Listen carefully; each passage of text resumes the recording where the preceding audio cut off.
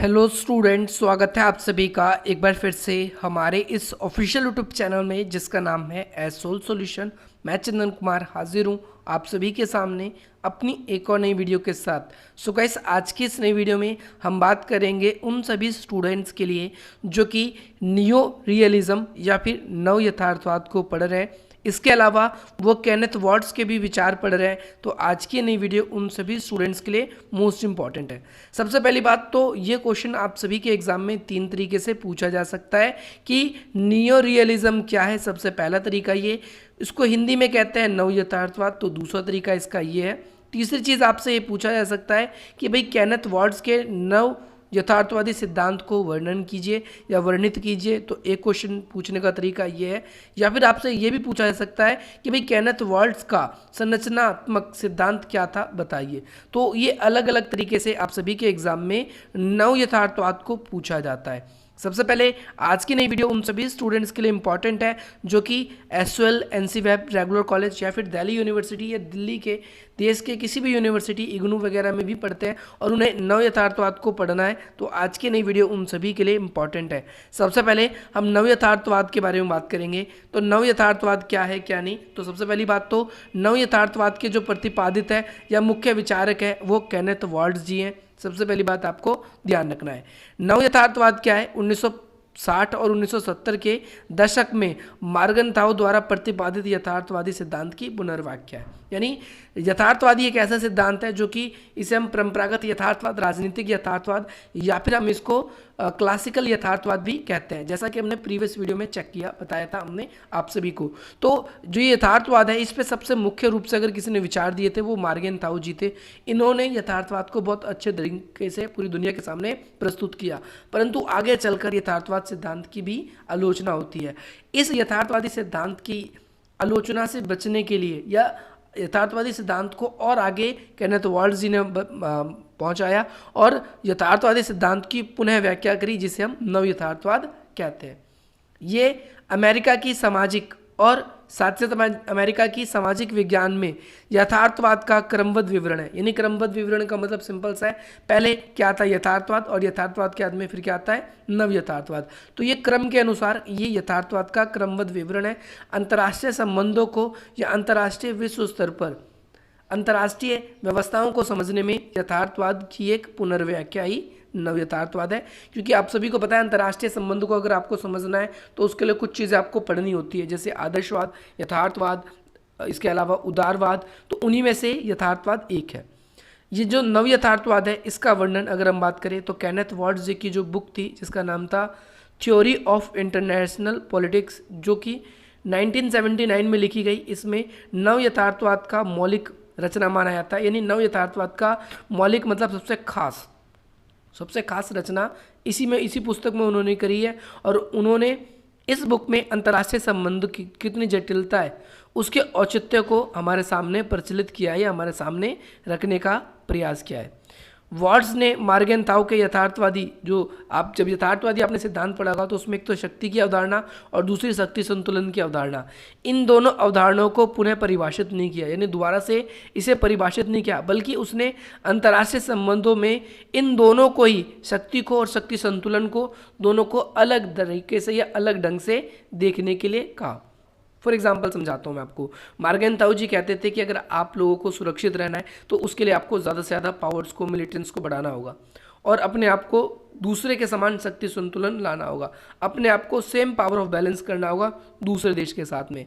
परंतु अगर हम बात करें तो ये यथार्थवाद की पूर्ण व्याख्या नहीं थी। आगे चल के केनेथ वॉल्ट्ज जी ने इसकी कुछ कमियों को उजागर किया और कहा शक्ति ज़रूरी नहीं है कि सिर्फ मिलिट्री को बढ़ा के ही की जाए, शक्ति के कई रूप होते हैं। आप अपनी पावर्स को ना बढ़ाकर आप दूसरे देशों के साथ संधि कर सकते हो, वो भी एक शक्ति का कारण बन सकता है।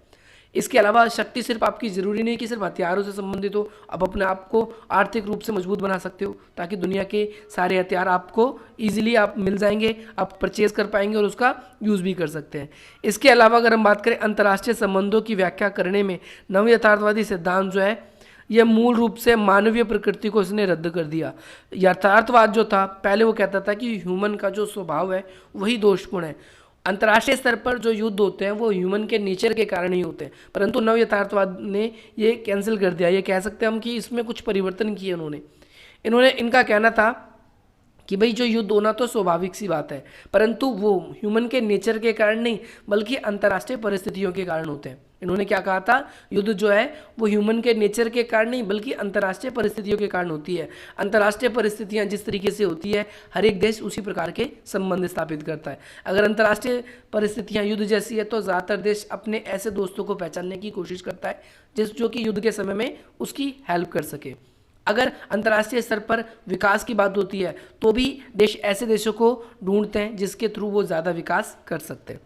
तो अंतर्राष्ट्रीय स्तर पर इन्होंने विश्लेषण के संदर्भ में नव यथार्थवादी जो है इन्होंने व्याख्यात्मक तत्व के रूप में संरचना को प्राथमिकता दी। उन्होंने कहा है कि विश्व में कैसे विश्व क्या है, संरचनात्मक। कई विश्व स्तर पर ऐसे संगठन होते हैं, अगर हम इन संगठनों को देखें तो ये युद्ध को रोक भी सकते हैं। इन संगठनों के जरिए युद्ध जैसी गतिविधियों को दबाया नहीं जा सकता बल्कि आपसी सहयोग को बढ़ाया दिया जा सकता है, व्यापार को बढ़ावा दिया जा सकता है, राजनीतिक व्यवस्थाएं मजबूत बनाई जा सकती है। तो ये अंतर्राष्ट्रीय संरचना हमारे लिए बहुत इंपॉर्टेंट है और इन अंतर्राष्ट्रीय संरचनाओं को इस तरीके से बनाया जाए ताकि आने वाले समय में कभी भी दो देशों के बीच में अगर कोई विवाद होता भी है तो उन विवादों को ईजिली रिजॉल्व करवाया जा सके। वहीं दूसरी बात करें तो यथार्थवादी जो है वो राज्य और मानवीय प्रकृति जो है उस पर विशेष रूप से बल देते हैं। केनेथ वॉल्ट्स के अनुसार इस अध्याय में सबसे महत्वपूर्ण इकाई अंतर्राष्ट्रीय व्यवस्था है और उसकी संरचना है कि अंतर्राष्ट्रीय व्यवस्था किस प्रकार की है। अगर अंतर्राष्ट्रीय व्यवस्था युद्ध जैसी होगी तो युद्ध होंगे ही होंगे। उसके बाद में आप चाहे कितने भी पावरफुल हो, आप पे हमला होना होगा तो दूसरे देश अंतर्राष्ट्रीय जगत में कई लोग मिलजुल कर आप पे हमला कर देंगे, जैसा कि कई बार हमें देखने को मिला है। जब कोरिया के युद्ध में भी हमें ऐसा देखने को मिला है कि भाई यूएन की जो मिलीजुली आर्मी थी उसने उस पर अटैक किया था जिसमें 90% आर्मी अमेरिका की थी, वो अलग बात थी, लेकिन उसने किया। ऐसे ही इराक पे भी हमें देखने को मिलता है। तो कहीं ना कहीं अंतर्राष्ट्रीय व्यवस्था जो है वो क्या करती है, वो अध्ययन का केंद्र रहती है और उसके अनुसार ही देश निर्णय लेते हैं। इसके अलावा किसी भी विशेष व्यवस्था और संरचना का अनुक्रम उनके नियमन पर ही निर्भर करता है। नियमन पर निर्भर होने का मतलब है कि हर एक कोई भी संस्थाएं होती है तो वो नियमों के अकॉर्डिंग चलती है।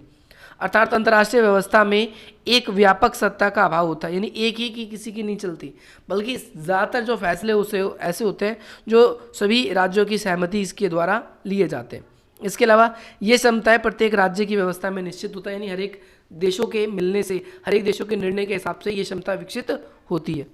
अंतर्राष्ट्रीय संरचना अपने आप में एक शक्ति है, यानी अंतर्राष्ट्रीय संरचना खुद भी अपने आप में शक्ति है।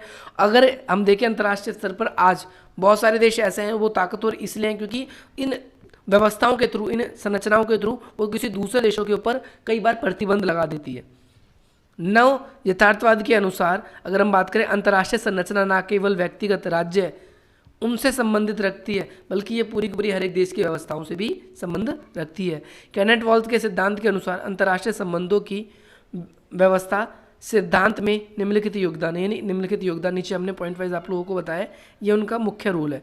तो यह संरचना व्यवस्था को इस तरीके से परिभाषित करने में सफल रहा है कि अंतर्राष्ट्रीय व्यवस्था की इकाई राज्य नहीं बल्कि उनके संगठन है। बल्कि हम ये कह सकते हैं अंतर्राष्ट्रीय स्तर पर पहले जो यथार्थवादी सिद्धांत था उसका कहना था कि राज्य सर्वोपरि है, राज्य से बढ़कर कुछ नहीं है, राज्य को ही अपने आप को ताकतवर बनाना चाहिए क्योंकि राज्य ताकतवर होगा तो आप अपने निर्णय, आप अपनी बातें किसी दूसरे देशों से भी मनवा सकेंगे। परंतु नव यथार्थवादी लोग कहते हैं आगे, वो एक स्टेप और आगे आते हैं, वो कहते हैं अंतर्राष्ट्रीय अगर हमने व्यवस्था का विकास कर लिया और एक ऐसा संगठन संरचना क्रिएट कर दी जहाँ पर सभी देश आकर एक दूसरे की बात रख सकते हैं तो ना तो कभी युद्ध होगा और बल्कि निर्णय भी होंगे तो वो सबके फायदे के लिए, सबके हित के लिए ही लिए जाएंगे। ये इनका कहना था। इसके बाद में इस संरचनात्मक आधार में अगर हम देखें परंपरागत यथार्थवाद, उसकी धारणाओं को स्पष्ट करके उन्होंने उन्हें सशक्त बना दिया, यानी पुरानी धारणाएं जो थी यथार्थवाद की उसी में ही उन्होंने कुछ पुनर्व्याख्या करी। पुनर्व्याख्या का मतलब कुछ कमियां थी, उन कमियों को दूर करके उन्होंने बताया उनको ऐसा ना करके अगर हम इस तरीके से देखें तो वो ज़्यादा बेटर दिखेगा। जैसे राजनीति में मानवीय प्रकृति या राज्य की राजनीतिक आंतरिक विरोधाभास होती है, ये बहुत इंपॉर्टेंट कॉन्सेप्ट है, आपको ध्यान रखना है। इस सिद्धांत को क्या कहा जाता है, नव को नियो, NEO, नियो कहा जाता है। सेकेंड चीज़ है अंतर्राष्ट्रीय व्यवस्था सिद्धांत में अगर हम देखें तो दृढ़ आधारशीलता इसने प्रदान करी है। दृढ़ आधारशीलता प्रदान करने का मतलब है पहले यथार्थवादी सिद्धांत की बहुत आलोचना होती थी परंतु इस सिद्धांत के आने के बाद में जो नव यथार्थवाद है उसकी आलोचनाएं कम हो चुकी है। केनेथ वॉल्ट, लेकिन आलोचना तो इनकी भी होती है, आलोचना वाली वीडियोज़ भी मैं आप लोगों के लिए लेकर आऊँगा, लेकिन वॉल्ट्स जी का योगदान है, इनका कहना था कि भाई हमारे पास में कुछ ऐसे स्थायी तत्व होते हैं, उनकी हमें पहचान करनी चाहिए जो कि हमेशा परिवर्तन होते रहते हैं, जैसे देशों की विदेश नीति। कौन सा देश किस विदेश नीति का अनुसरण करता है, क्या चीज़ें उसको बेटर लगती है, क्या चीज़ें उसको बेटर नहीं लगती, इसके बारे में हमने बात करी। इसके साथ नकारात्मक दृष्टिकोण के बारे में भी हम बात करेंगे, किसकी, केनेथ वॉल्ट्स की। तो इनकी वर्ल्ड सिस्टम जो थ्योरी है वो कहीं कहीं ऐसे जो केनेथ वॉल्ट्स जी है, जो उनकी संरचना सिद्धांत है, अगर इनकी हम बात करें तो इनकी संरचना सिद्धांत कई बार इस वजह से भी असफल हो जाते हैं क्योंकि इन संरचनाओं पर अगर हम देखें तो ज़्यादातर जो विकसित ताकतवर देश है उनका ही वर्चस्व दिखाया जाता है। हालांकि उस पर ज़्यादातर निर्णय सर्वसहमति से लिए जाते हैं, लेकिन कई बार उसमें सिर्फ विकसित या ताकतवर देश जो है वो अपनी नीतियों का पालन करवाने के लिए दूसरे देशों को अपने पिछलग्गू देश बना लेते हैं। और जैसा कि यूएनओ के अंदर भी होता है, जैसा कि ईयू में भी होता है और जैसा कि अन्य संगठनों में भी होता है, जो खास खास देश होते हैं, जो उसके संस्थापक या ताकतवर देश होते हैं, वो अपनी नीति का अनुसरण ही सभी लोगों से करवाने की कोशिश करते हैं। होपफुली आप सभी को एक क्लियर हो गया होगा कि नवयथार्थवादी क्या है। वैसे ये पार्ट 1 है, आप सभी के लिए और भी वीडियो मैं आप सभी के लिए लेकर आता रहूँगा और बाकी जैसे जैसे नई नई वीडियोज़ आएगी वो आप लोगों को मिलती जाएगी। आप सभी के लिए इंपॉर्टेंट क्वेश्चन और क्वेश्चन पेपर्स की वीडियोस भी आ रही है कि कैसे क्वेश्चन आप सभी के एग्जाम में आते हैं, कैसे क्वेश्चन आप सभी को प्रिपेयर करने हैं। होपफुली आप सभी ने वो वीडियो देख ली होगी। अगर आप लोगों ने वो वीडियोस नहीं देखी है तो आप हमारी वीडियो को लाइक करें, अधिक से अधिक मित्रों तक शेयर करें और हमारे चैनल को सब्सक्राइब करें ताकि अगली वीडियो जैसे ही आप सभी के लिए आए उसका नोटिफिकेशन आप सभी को मिल जाए। इसके अलावा डिस्क्रिप्शन बॉक्स में हमने टेलीग्राम ग्रुप्स का लिंक दे रखा है, उसके थ्रू भी आप हमसे कनेक्ट हो सकते हैं। इसके अलावा अगर आप लोग अपने कोई भी डाउट हम तक पहुंचाना चाहते हैं तो आप अपना डाउट्स पहुंचा सकते हैं। इसके अलावा इन नंबर्स के थ्रू आप हमसे कॉन्टैक्ट कर सकते हैं। चलिए मिलते हैं हम आपसे अपनी अगली वीडियो में। जय हिंद, जय भारत।